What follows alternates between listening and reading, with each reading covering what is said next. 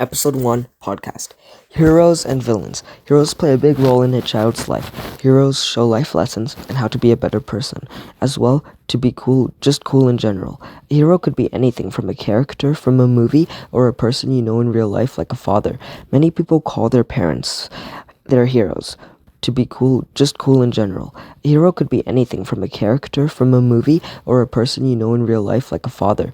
Many people call their parents their heroes because what they do for them in their lives. But heroes could also just be someone you think is amazing, and that's what you want to aspire to be when you grow up, like a professional athlete like LeBron James, or like an astronaut like Neil Armstrong.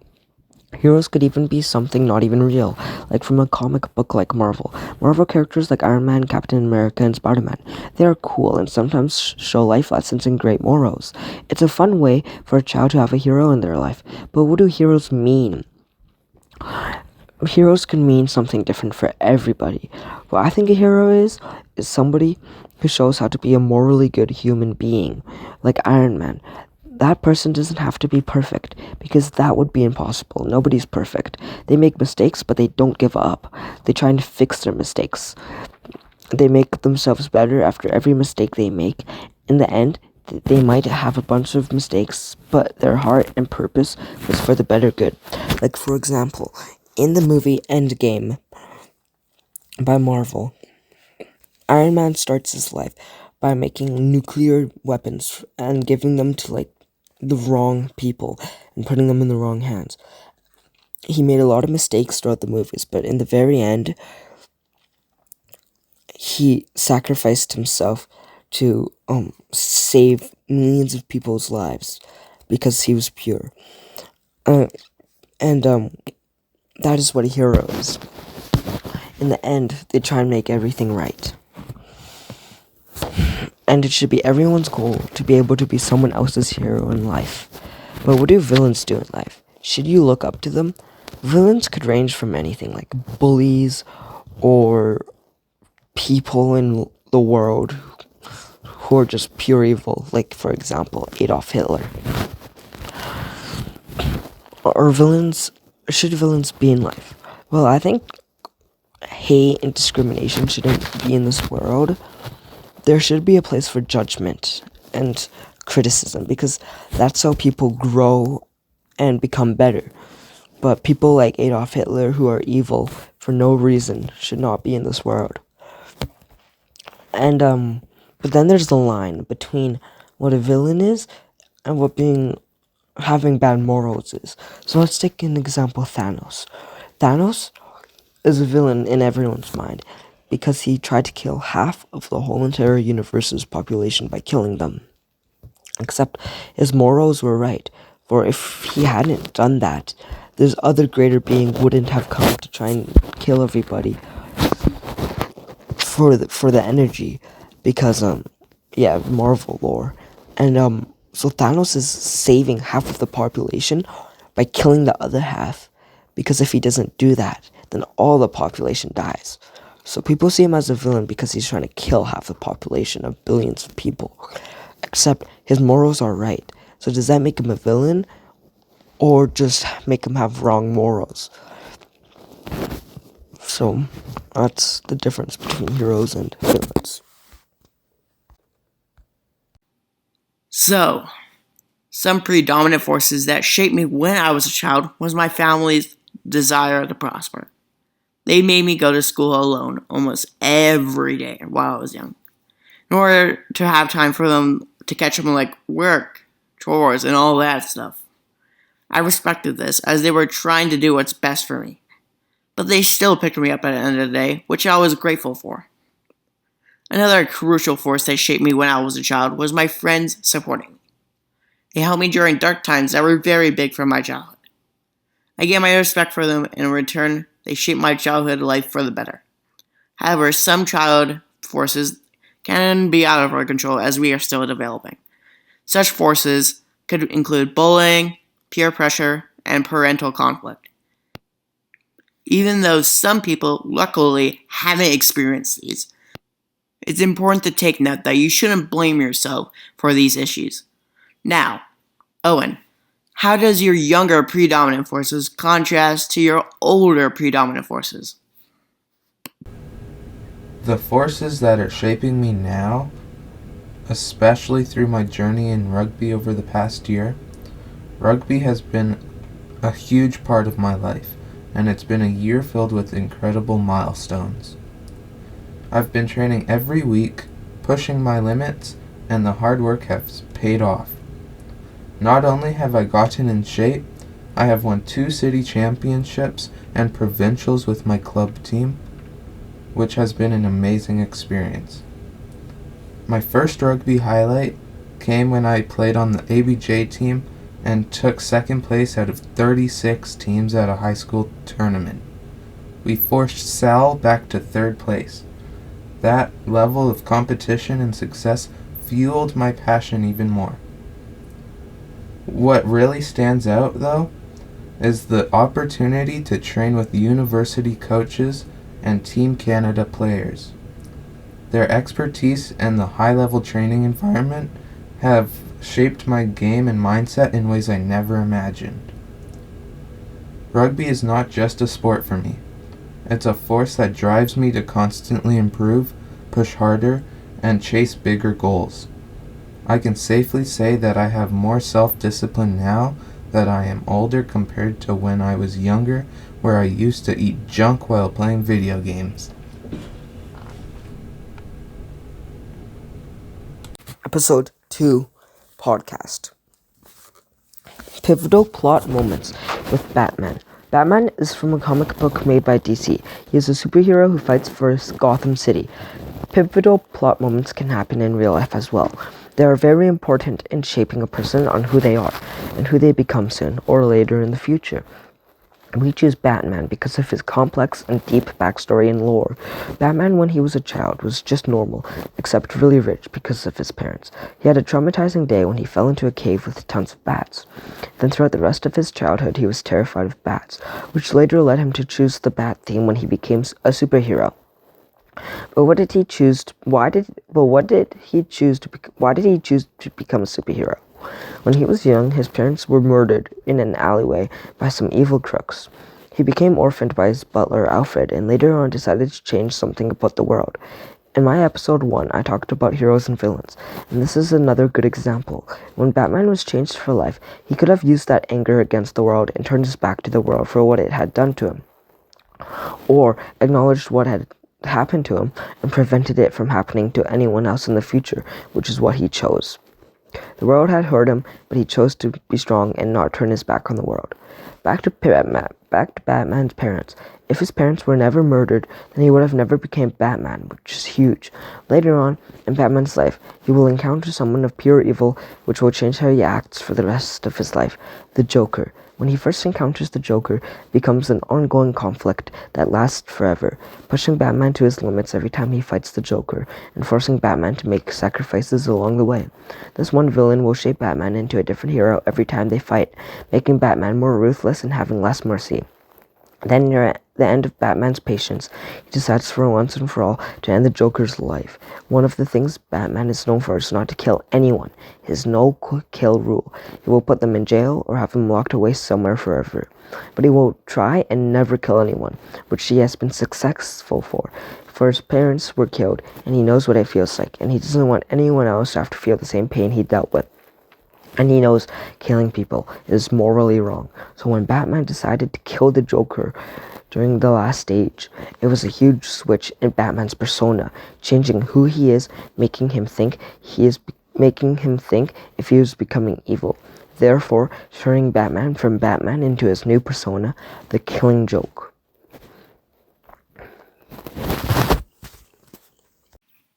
The character I am choosing to contrast how he grew up is Batman. When Bruce Wayne was young, he experienced a trauma that shaped him to even his present day. His parents were killed by a robber. They lost their lives trying to protect their son, which is the number one goal of all parents, to protect their child. This made Bruce Wayne feel alone and vulnerable. This trauma he experienced gave him a deep understanding of fear, loss, and helplessness. He vowed to ensure others wouldn't suffer as he did. Thankfully, I haven't experienced this type of trauma. However, some people around the world probably did, which have our sorrows. Bruce felt a duty to continue the legacy of his parents, not just as a random rich billionaire, but as a faithful protector who can tackle the root problems of crime. I wish we had a real-life Batman, which would have been awesome. Batman wanted to become a symbol of hope for the innocent and a symbol of fear for the criminals, like the Joker. Helping others in Gotham City gave his trauma a real reason, which allowed him to take full control over his life. If he had never experienced his trauma as a kid, Gotham City would have been much worse than before. A quote from Batman: The Dark Knight Returns by Frank Miller. I wanted to be a great detective, a great crime fighter, a great man.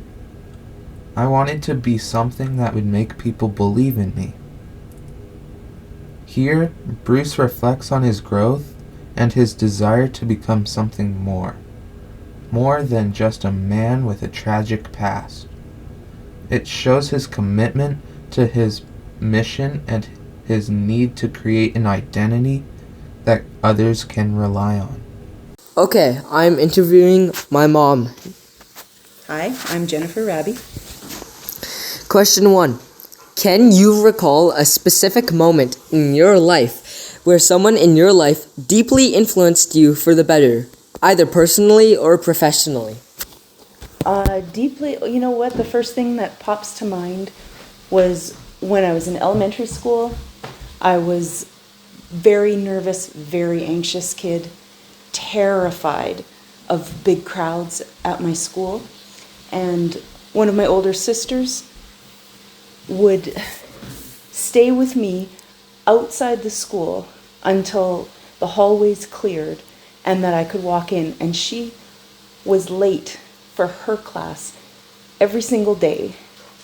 And I didn't know that at the time, but she was just doing such a kind thing for me and probably getting in trouble because of it. And that is something that sticks out as something that really influenced me. Wow. Which sister?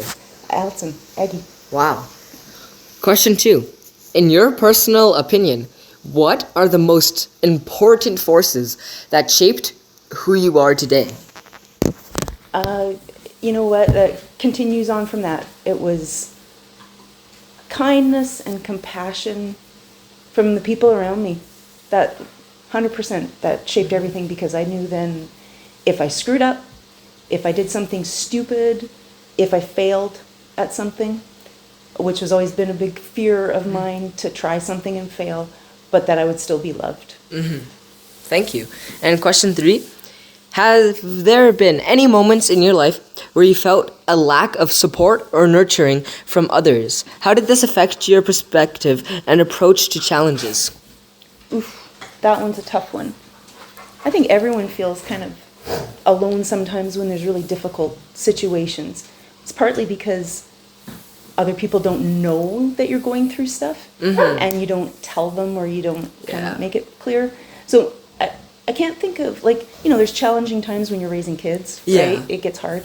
And so probably, I guess, some really challenging times regarding that. But I think the thing that I take away from that is that I should have asked for help more, or been more open with my own struggles. Yeah. Not that I didn't have people that would help me. It's that they didn't know they needed to help me. Yeah. You don't ask for the support. Yeah. You know, because sometimes you feel then it's like you're a bit of a failure because you can't do it all by yourself, which is ridiculous. But when you're in the moment, that's what you feel like. Okay. Thank you, Jennifer Rabby. Thank you, my son. Yes.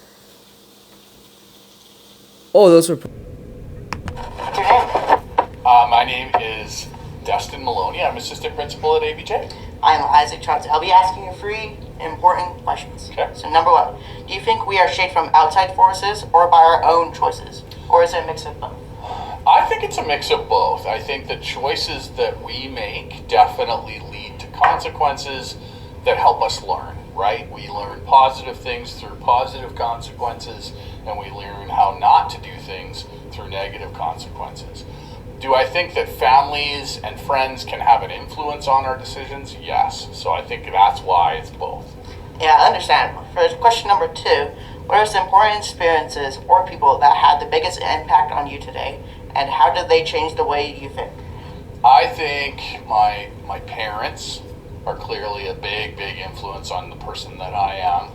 But I would say also my grandfather was a big influence in my life. He's somebody who I deeply respect. He passed away 5 years ago now, and he was a salt of the earth, good, kind, generous human being who whenever I have a difficult decision to make, I often think, what would my grandpa do? Yeah, that's understandable. So for our third question, how have things like our culture or our society influenced the choices you make or the way you see yourself? Ask me that one more time. Okay. How have things like our culture or our society influenced the choices you have made or the way you see yourself? Okay, so I chose to be a teacher because I believe education is essential to who we are as human beings. We have to be educated. We have to understand our world better in order to make good choices within it. If we have that understanding, we can guide ourselves. I think a lot of the problems that exist in society today are because people just don't inform themselves properly. They read one news source or they follow one Facebook page, and then that's how they form their opinion. But I think, education is really essential. So that's probably the biggest external societal force in my life. Thank you. Thank you for answering my questions. No problem. Thanks, Isaac. Yeah, thank you for being here. How has technology impacted your life as you have aged? I have always been fascinated by technology even when I was a kid in high school. I was coding and using spreadsheets and using technology to automate as much of my work as possible. However, as I age now, I'm finding that technology is actually complicating things and making different work for us rather than doing the work for us, if you know what I mean. What was a pivotal moment in your life that has helped you shape your career path? I originally went to post-secondary school immediately after high school for a career in accounting. Once I graduated, I realized it wasn't for me, so I took a year off. I worked in retail to figure out what my path would be. I quickly moved into a management position. My mentor at the time noticed the unique skills I had using technology to organize people and information. And at that time, a lot of young people my age still thought technology was out of reach. Yet my mentor inspired me to take a different path with my career, focusing on data management systems. I was back in college by the fall. It was the most impact one person has made preparing me for success in my career. Have you ever lacked nurturing from others or felt abandoned? If so, how has that altered your nature of viewing society? I was adopted at birth. I always knew this growing up. My family provided everything I needed growing up. They were good parents. However, once I was a teenager, I noticed how other families behaved and how much more nurturing the parents were. And I didn't realize until adulthood that I grew up constantly feeling alone, and that it was likely because of having been given up for adoption. My view of society became a little bit more compassionate and patient towards other people's emotions and needs, and made me much more adaptable when facing challenges. Episode 4 podcast. Technology saves us as well as harms us. Technology is a huge aspect of modern day society, which is also quite new to this century. AI is advancing rapidly and humans are starting to wonder if we're taking it too far. Not only if we take it too far, but are we getting too absorbed by it, living less in the real world and more in the virtual world? People are spending hours on their phones, mindlessly scrolling through social media and playing video games all day, rotting their brains away. With the addition of the internet, people can discover anything and anywhere, as long as they have a device on them, which they probably do at all times now. This is making humans less creative and more boring, having to not find out about the world themselves, and being able to just sit on their bed and watch the world through everyone else's eyes through a tiny little screen. This is a huge problem with technology, and it is harming human nature and our natural instincts. We're becoming less social and more shy. But not all technology harms us. It can save us in many different ways. Having the help of social media, you can share ideas, cultures, and traditions across the world with simply the click of a button. So having this opportunity is incredible because different races and cultures are mixing and seeing each other, which would never make contact if they're from different parts of the world. This is huge. This is a huge way technology can help us. But does it save us? Technology can help us learn things faster, but almost no scenario does it save us, unless you're trying to cheat on a test with ChatGPT. But other than that case, I personally think technology overall harms us more than it does save us. I say, 21st technology has changed everything about ourselves and our human nature. Humans have behaved very differently before the 21st wave of technology was discovered. We were more of adventure-seeking, exploring the whole world type of people. I wish we were still doing that nowadays. However, with the introduction of the internet, we can now explore the entire world through the screen at our own home. This force changed our identity and connection for the better and the worse. We now just sit in front of a screen and talk to others, not showing any emotional reaction. The forces of technology has also changed how we learn. As the days go on, online education has slowly become even more common, allowing people to connect, learn, and study anywhere at any time. This has improved many lives as it has made learning much easier. Although it can help us, it can also be taken advantage of. Recent times have saw the creation of artificial intelligence, which has been used for some helpful things, but is mostly used for unhelpful things. Some artificial intelligences can create extremely advanced malware, which can be used to bypass almost any type of security. This affects our human nature as whoever uses this becomes blinded with power and doesn't see what it's doing to people, which creates harmful personality traits. If AI never existed, it would improve our well-being and the way we think, not having to worry about something being fake or AI generated. Over 77% of devices globally use AI in some sort of form, such as smartphones or smart home devices, which is crazy to think 3/4 of our global users use an invention that was first born in the 2000s. Online course completion rates average around 40%, but they can reach 70% or higher when courses are highly interactive or closely aligned with professional goals, which this information was collected from EdTech reviews.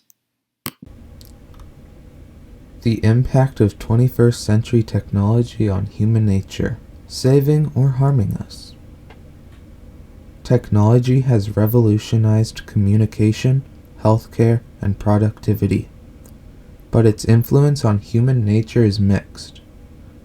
On the positive side, technology enhances global connectivity, with 81% of US adults owning smartphones, facilitating relationships and access to information. From Pew Research Center 2019. In healthcare, telemedicine has improved access, particularly in rural areas, with a 38% increase in telehealth usage from 2014 to 2020. From Bashir et al. 2020. However, technology also has negative impacts. Increased screen time, especially among youth, is linked to higher rates of depression and anxiety. From Twenge 2018. And the rise of automation poses a threat to jobs, with 85 million jobs potentially displaced by 2025.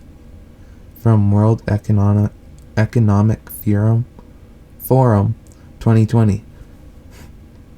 In conclusion, technology is a double-edged sword.